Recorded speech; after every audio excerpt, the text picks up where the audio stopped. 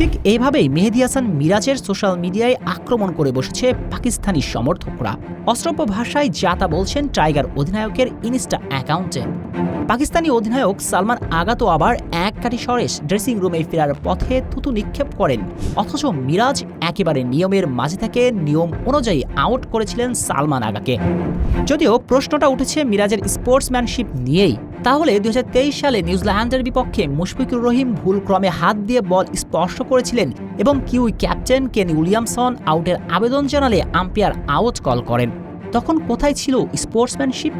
Cricket ইতিহাসের অন্যতম ভদ্র ক্রিকেটার তো কেন উইলিয়ামসন, তিনি তো সেদিন স্পোর্টসম্যানশিপ দেখাননি। কেউ তো উইলিয়ামসনের স্পোর্টসম্যানশিপ নিয়ে প্রশ্নও তুলেনি। তাহলে মিরাজের বেলায় কেন এমন প্রশ্ন উঠছে? আর যে পাকিস্তানিরা মিরাজের স্পোর্টসম্যানশিপ নিয়ে প্রশ্ন তুলছে তাদের জন্য একটু পেছন থেকে ঘুরে আসা যাক। 2003 সালের মুলতান টেস্ট মনে আছে তো? পাকিস্তানের বোলার ইয়াসির আলীর বল অলোক কাপালির ব্যাটে লেগে রশিদ লতিফের হাতে যাওয়ার আগেই মাটিতে পড়েছিল, কিন্তু লতিফ সেটি ড্রাইভ দিয়ে ধরার ভান করে আউট দাবি করেন এবং আম্পায়ার আউট কল করেন। রশিদ লতিফের ওই কাণ্ডের জন্যই ম্যাচটাতে হারের স্বাদ পেয়েছিল বাংলাদেশ। সেদিন কোথায় ছিল পাকিস্তানিদের স্পোর্টসম্যানশিপ? প্রশ্নের উত্তরটা দিতে পারবেন ড্রেসিং রুমে ফেরার আগে থুতুছুড়া সালমান আগা? মেহেদী হাসান মিরাজ তো রশিদ লতিফের মতো অনিয়ম কিছু করেননি, বরং নিয়মের মাঝেই ছিলেন।